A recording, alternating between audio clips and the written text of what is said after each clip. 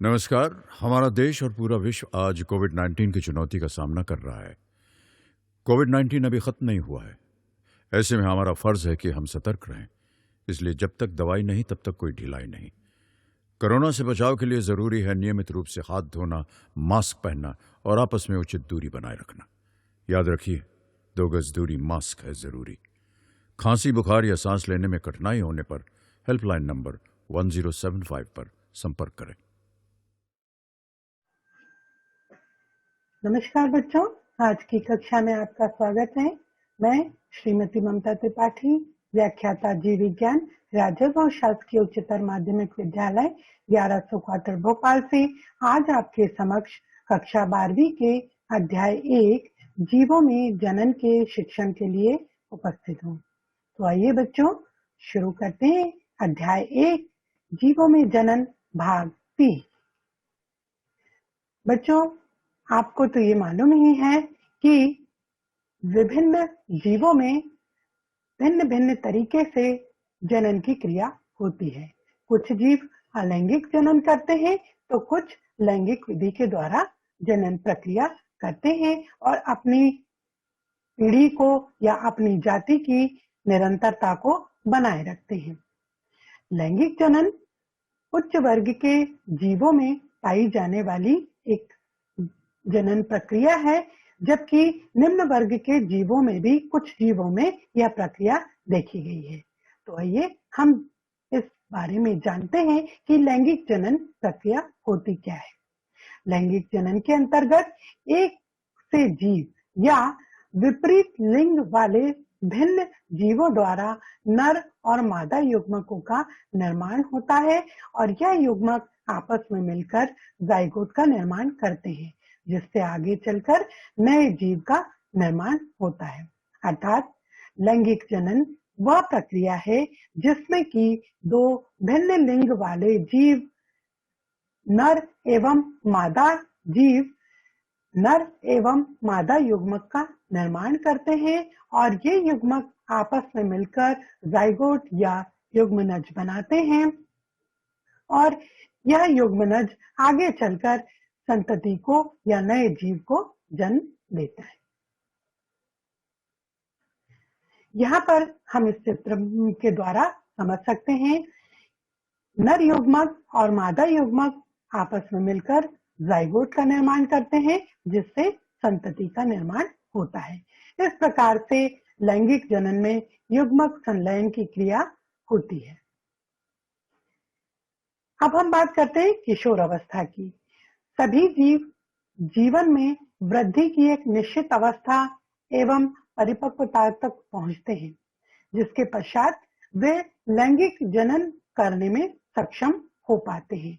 यह अवस्था किशोर अवस्था कहलाती है। तो किशोर अवस्था वह अवस्था है जिसमें कि कोई जीव परिपक्व हो जाता है और लैंगिक जनन करने में सक्षम हो जाता है। आइए अब हम बात करते हैं लैंगिक जनन अवस्थाओं की। लैंगिक जनन की जो क्रिया है यह 3 अवस्थाओं में पूर्ण होती है। ये 3 अवस्थाएं हैं निषेचन पूर्व घटनाएं, दूसरा है निषेचन और तीसरा है निषेचन पश्चात घटनाएं। निषेचन पूर्व घटनाएं वे घटनाएं हैं जो निषेचन क्रिया के पूर्व होती हैं। इसके पश्चात निषेचन पश्चात घटनाएं वे घटनाएं होती हैं जो कि निषेचन क्रिया के बाद होती हैं। अब हम बात करते हैं निषेचन पूर्व घटना की। निषेचन पूर्व की जो घटनाएं हैं वे सब निषेचन की तैयारी के लिए होने वाली घटनाएं हैं। निषेचन के पूर्व 2 मुख्य घटनाएं घटित होती हैं। पहली है युग्मक जनन और दूसरा है युग्मक स्थानांतरण। युग्मक जनन वह क्रिया है जिसमें कि युग्मक का निर्माण होता है, जिसमें नर व मादा युग्मक बनते हैं। दूसरी अवस्था होती है युग्मक स्थानांतरण की अवस्था। बने हुए जो युग्मक हैं उनका स्थानांतरण युग्मक स्थानांतरण की प्रक्रिया कहलाती है, जिसमें कि युग्मक जनन से निर्मित जो युग्मक होते हैं वे एक दूसरे के निकट आते हैं, जिससे कि निषेचन की क्रिया संभव हो सके। तो ये दो प्रमुख घटनाएं हैं जो कि निषेचन की क्रिया से पूर्व जीवों के अंदर घटित होती है। पहली घटना है युग्मक जनन। आइए अब हम इसके बारे में विस्तार पूर्वक चर्चा करते हैं। नर और मादा दो प्रकार के युग्मकों का निर्माण युग्मक जनन की क्रिया में होता है। नर युग्मक जनन की क्रिया के पश्चात बनते हैं, जबकि मादा युग्मकों का निर्माण मादा युग्मक जनन की क्रिया के द्वारा होता है। पादपों में यह क्रिया परागकोश, जो कि पादप के नर जननांग है, उसके अंदर संपन्न होती है, एवं मादा जननांग जो कि बीजांड है, इसके अंदर मादा युग्मक जनन की प्रक्रिया होती है। वहीं हम जंतुओं की बात करें तो जंतुओं में यह युग्मक जनन की क्रिया वृषण में होती है और यह जो है नर जननांग है, इसके द्वारा नर युग्मक का निर्माण होता है। जबकि जंतुओं में मादा जीव में मादा जननांग जो कि अंडाशय है, उसके अंदर मादा युग्मक जनन की क्रिया संपन्न होती है, जिसके पश्चात ओवम का निर्माण होता है। तो इस प्रकार नर एवं मादा दोनों जीवों में युग्मक निर्माण की क्रिया दोनों पृथक पृथक जननांगों के अंदर होती है और नर एवं मादा युग्मकों का निर्माण होता है। नर जो है वह नर युग्मक का निर्माण करते हैं और मादा मादा युग्मक का निर्माण करती है। अब ये जो युग्मक निर्मित होते हैं ये भी दो प्रकार के होते हैं। पहला है समयुग्मकी, जैसे कि कुछ शैवालों में युग्मक पाए जाते हैं जो समयुग्मकी होते हैं। दूसरा जो प्रकार है युग्मकों का वो होता है विषम युग्मकी। विषम युग्मकी जैसे कि मानवों में पाए जाने वाले जो युग्मक हैं वह विषम युग्मकी युग्मक हैं। मानव में दो प्रकार के युग्मक पाए जाते हैं, ओवम और स्पर्म। ओवम और स्पर्म ये दोनों जो हैं अलग अलग संरचना में एवं कार्य में अलग अलग होते हैं, इसलिए हम इन्हें विषम युग्मकी कहते हैं। आइए अब हम बात करते हैं समयुग्मकी की। जब दो युग्मक, चाहे वो नर हो चाहे वो मादा युग्मक हो, जब दोनों युग्मक देखने में एक दूसरे के बिल्कुल समान होते हैं तब हम इन्हें समयुग्मकी कहते हैं। यहाँ पर हम इस चित्र में देख रहे हैं कि एक युग्मक नर युग्मक है और दूसरा युग्मक मादा युग्मक है, लेकिन दोनों बाहर से देखने पर बाह्य आकारिकी में यह बिल्कुल एक दूसरे के समान होते हैं। इस प्रकार के युग्मक शैवालों में देखने को मिलते हैं। अब हम बात करते हैं विषम युग्मकी। विषम युग्मकी जो युग्मक हैं वे आकार की में एक दूसरे से बिल्कुल भिन्न होते हैं, जैसे नर युग्मक और मादा युग्मक। इस चित्र में हम देख रहे हैं ये मानव के मादा युग्मक है जिसे कि हम अंड कहते हैं, ओवम कहते हैं, और ये जो है मानव का नर युग्मक है जिसे कि हम स्पर्म या शुक्राणु कहते हैं।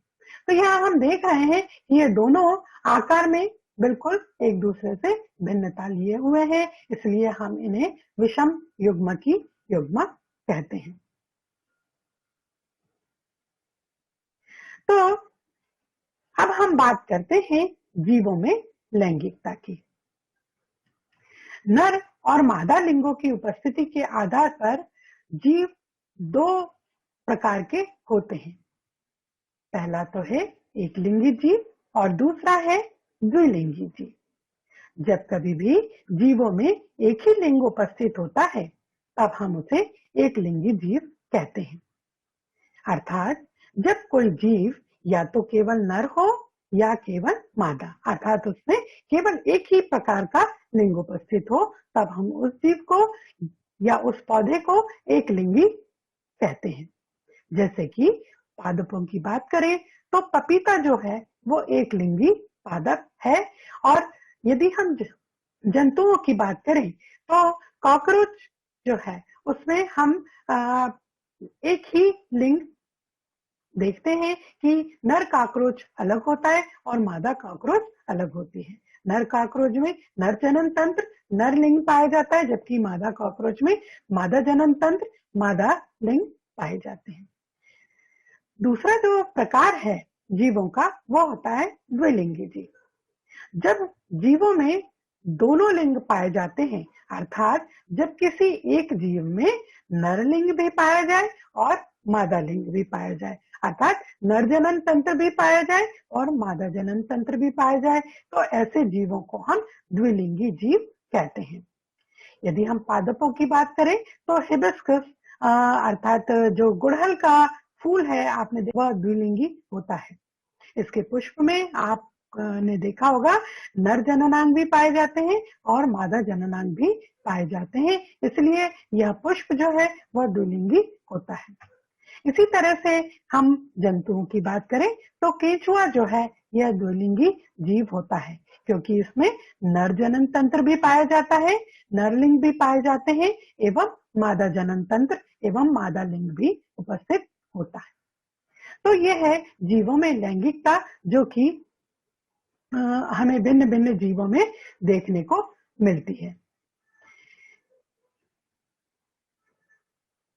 अब यहाँ इस चित्र के माध्यम से हम देख सकते हैं कि कॉकरोच जो है वो एक लिंगी जीव है। यहाँ हम देख रहे हैं ये नर कॉकरोच है जिसमें कि नर जनन तंत्र पाया जाता है, और दूसरे चित्र में हम देख रहे हैं ये मादा कॉकरोच है और इसमें हम देख रहे हैं कि इस कॉकरोच के अंतर्गत अंदर ये मादा जनन तंत्र पाया जाता है, अर्थात अंडाशय इसमें मौजूद होते हैं।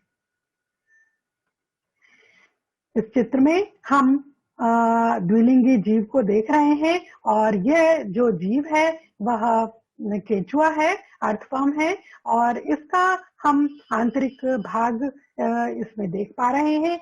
इस चित्र में इसमें हम देख रहे हैं कि नर जनन तंत्र जो है वृषण यहाँ पर मौजूद है, और इसी जीव के अंदर मादा जनन तंत्र के जो भाग है अंडाशय, ये भी इसमें उपस्थित है। तो मतलब यहाँ पर मादा जननांग एवं नर जननांग दोनों पाए जाते हैं, इसलिए केंचुआ द्विलिंगी जीव है। अब हम बात करते हैं युग्मक निर्माण की। तो जैसे कि हमने अभी देखा कि कुछ जीव इस पृथ्वी पर एकलिंगी होते हैं और कुछ जीव द्विलिंगी होते हैं। कुछ तो अलग अलग पौधों में और अलग अलग जीवों में युग्मक निर्माण की क्रिया अलग अलग होती है। इसी तरह से इस पृथ्वी पर कुछ जो पौधे होते हैं वह उनका जो मुख्य पौधा होता है वो अगुणित होता है, और अगुणित पौधे से किस प्रकार से युग्मक निर्माण की क्रिया होती है इसको हम देखते हैं।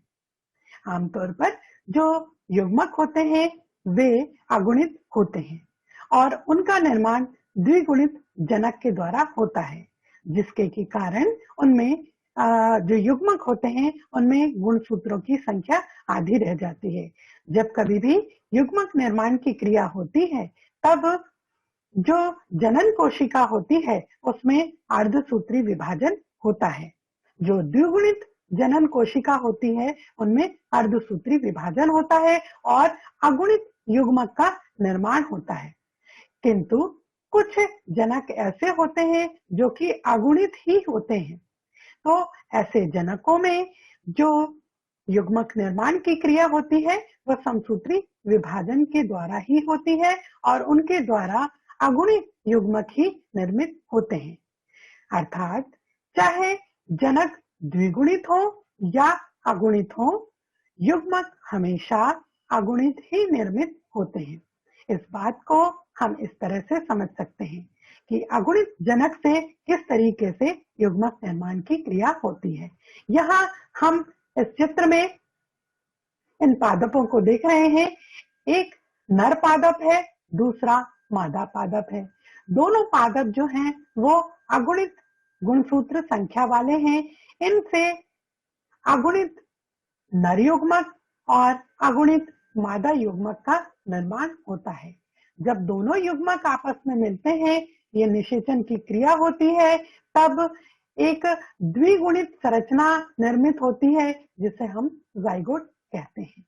ये जाइगोट या युग्मनज अंकुरित होता है और एक नया स्पोरोफाइट बनाता है। ये जो पौधा है या ये जो संरचना है, ये द्विगुणित होती है। इस द्विगुणित संरचना में अर्धसूत्री विभाजन होता है और उसके द्वारा अगुणित स्पोर्स का निर्माण होता है। और ये अगुणित स्पोर्स जो हैं या बीजाणु जो हैं, यह आगे चलकर मादा युग्मोद्भिद और नर युग्मोद्भिद का निर्माण करती हैं। ये दोनों अगुणित जनक हैं और इनके द्वारा समसूत्री विभाजन के माध्यम से अगुणित युग्मकों का निर्माण होता है। आइए अब हम बात करते हैं द्विगुणित जनक से युग्मक निर्माण की क्रिया। द्विगुणित जनक से जो युग्मक उत्पन्न होते हैं वे अर्धसूत्री विभाजन के पश्चात उत्पन्न होते हैं और इनसे निर्मित जो युग्मक होते हैं वो अगुणित ही होते हैं, क्योंकि अर्धसूत्री विभाजन की क्रिया इनमें हो चुकी होती है।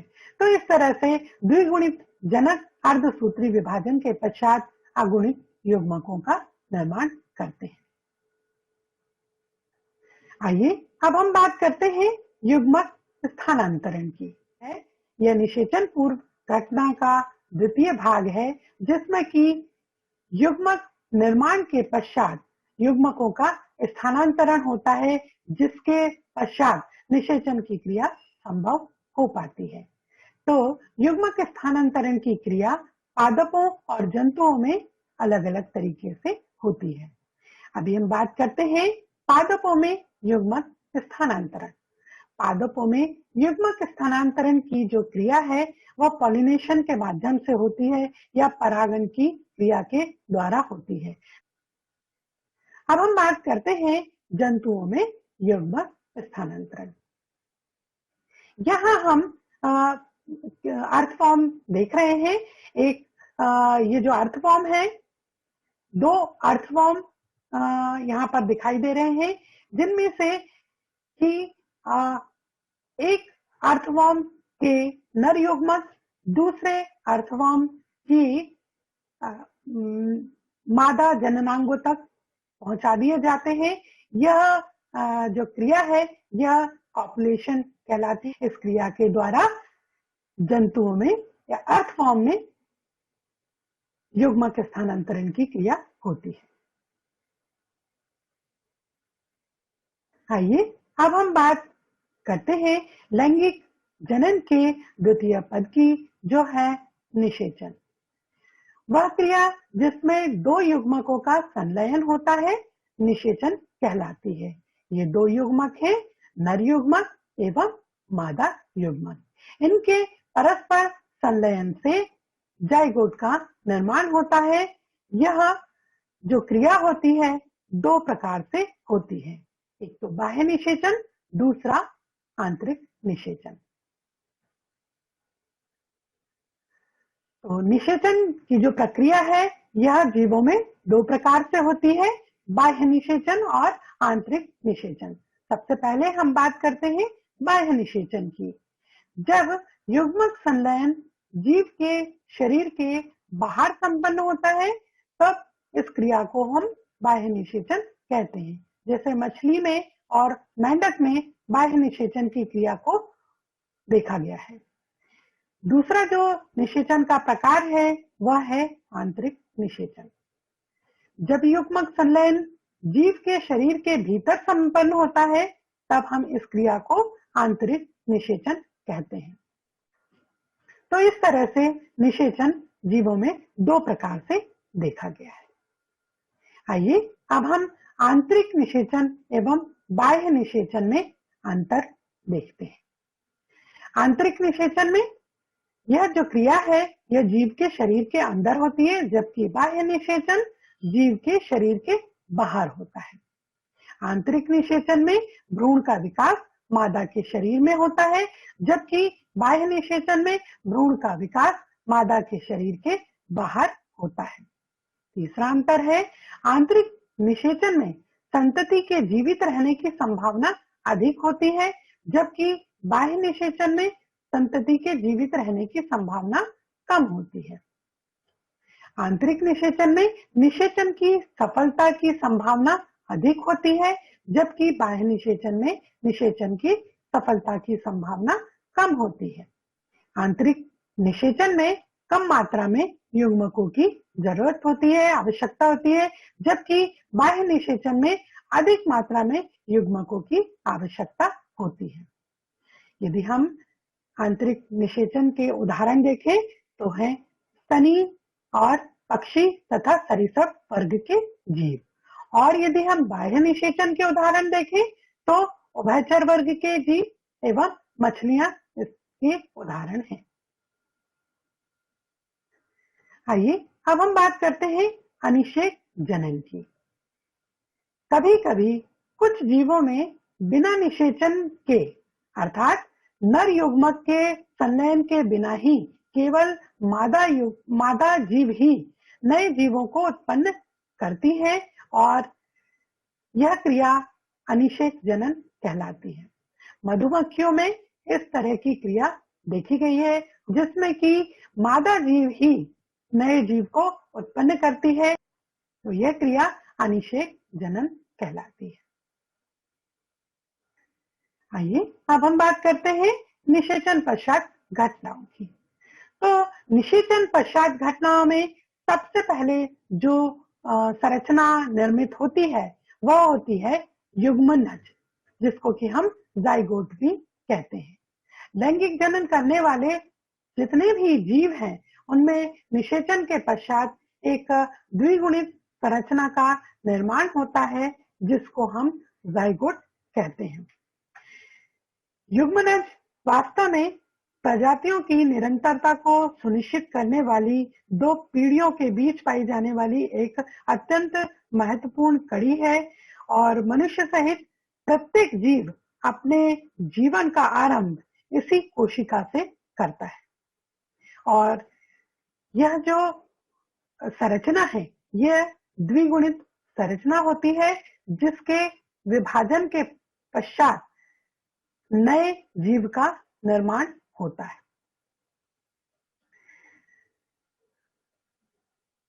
आइए अब हम बात करते हैं निषेचन पूर्व घटना के द्वितीय पद की या द्वितीय अवस्था की, जिसको हम कहते हैं भ्रूणोद्भव या एम्ब्रियोजेनेसिस, अर्थात भ्रूण का निर्माण।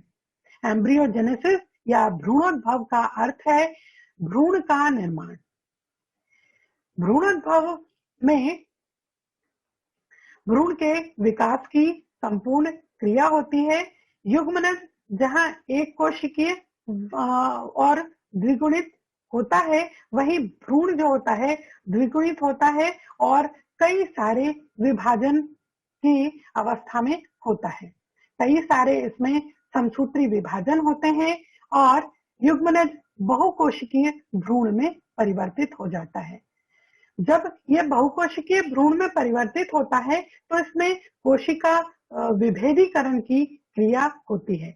कोशिका के विभेदीकरण अर्थात विभिन्न भिन्न कोशिकाएं, अलग अलग प्रकार की कोशिकाएं रचना और कार्य में अलग अलग होने लगती हैं। उनका रूप और उनके कार्य दोनों ही परिवर्तित होने लगते हैं। उनकी संरचना में भी अंतर आने लगता है। यह क्रिया कोशिका विभेदीकरण कहलाती है।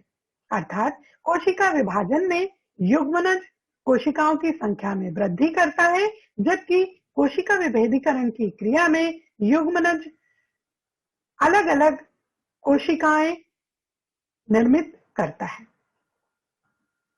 और इन अलग अलग कोशिकाओं के निर्माण के पश्चात एक नवीन भ्रूण की संरचना हो जाती है और यह नवीन भ्रूण एक नए पौधे का, एक नए पीढ़ी का भविष्य होता है। तो इस चित्र के माध्यम से हम इस पूरी प्रक्रिया को समझ सकते हैं। यहाँ हम एक पौधे के अंदर निषेचन के पश्चात निर्मित जाइगोट में एम्ब्रियोजेनेसिस की क्रिया को देख। यहाँ पर हम देख रहे हैं एक युग्मनज है जो कि निषेचन के पश्चात निर्मित हुई द्विगुणित संरचना है और इसमें समसूत्री विभाजन होता है जिसके पश्चात दो द्विगुणित संरचना निर्मित हो जाती है, ऊपर अग्रस्त कोशिका और नीचे आधारी कोशिका जिसे कि हम बेसल सेल कहते हैं। इसके पश्चात दूसरा विभाजन होता है जिसके द्वारा 4 कोशिका निर्मित होती है और इसके पश्चात तीसरी बार जो विभाजन होता है उससे 8 कोशिकाएं बन जाती हैं। इसको हम ऑक्टेंट स्टेज कहते हैं। इसमें ऊपर की जो 4 कोशिकाएं होती हैं वह प्रांकुर और बीजपत्र का निर्माण करती है, जबकि नीचे की जो 4 कोशिकाएं होती हैं वह बीज पत्राधार और मूलांकुर का निर्माण करती है। इस चित्र में हम देख सकते हैं यहाँ पर ऊपर की जो कोशिकाएं हैं यह प्रांकुर पौधे के जो प्रांकुर है या भ्रूण का जो प्रांकुर है और बीजपत्र का निर्माण करती है, जबकि नीचे की जो कोशिकाएं हैं, नीचे की ये जो 4 कोशिकाएं हैं ये बीज पत्राधार और मूलांकुर का निर्माण करती हैं और इस संरचना में बार बार विभाजन होने के पश्चात एक हृदयाकार संरचना निर्मित हो जाती है। ये हृदयाकार संरचना जो है ये हार्ट शेप एम्ब्रियो को निर्मित कर लेती है, जिसमें कि ये 2 बीज पत्र स्पष्ट रूप से दिखाई देने लगते हैं। इस प्रकार से एक एम्ब्रियो का निर्माण हो जाता है। इस प्रकार से एक कोशिकीय जाइगोट के द्वारा बहुकोशिकीय भ्रूण के निर्माण की क्रिया को एम्ब्रियोजेनेसिस या भ्रूणोद्भव कहते हैं। आइए अब हम बात करते हैं भ्रूण के निर्माण के पश्चात जीव उत्पन्न होते हैं और ये जीव जो हैं वह भी 2 प्रकार के होते हैं। आइए अब हम बात करते हैं पहले प्रकार के जीव, अंड प्रजक जीव। कुछ जीव अपने निषेचित अंडे सुरक्षित स्थान पर देते हैं और ये जो अंडे होते हैं यह कैल्शियम के कठोर कवच के द्वारा घिरे हुए होते हैं। जब ये कठोर कवच फटते हैं उनमें से नए जो शिशु हैं वो बाहर निकलते हैं। पक्षियों में इस तरह की घटना देखी गई है। ऐसे जीव जिनकी उत्पत्ति अंडे के द्वारा होती है उन्हें अंड प्रजक जीव कहते हैं। आइए अब हम बात करते हैं सजीव प्रजक। सजीव प्रजक जीवों की जो मादा होती है ये मादा जीव शरीर के अंदर ही, क्योंकि इनमें आंतरिक निषेचन की प्रक्रिया होती है, जिसके कारण इनमें जो युग्मनज होता है वो मादा के शरीर के भीतर ही होता है और यह युग्मनज जो है वो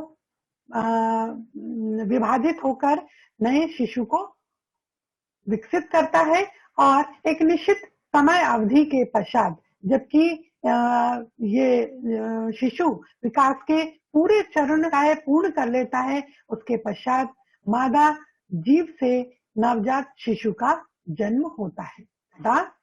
ऐसे जीव जिनमें की मादा जीव नवजात शिशु को जन्म देती है उन्हें हम सजीव प्रजक जीव कहते हैं।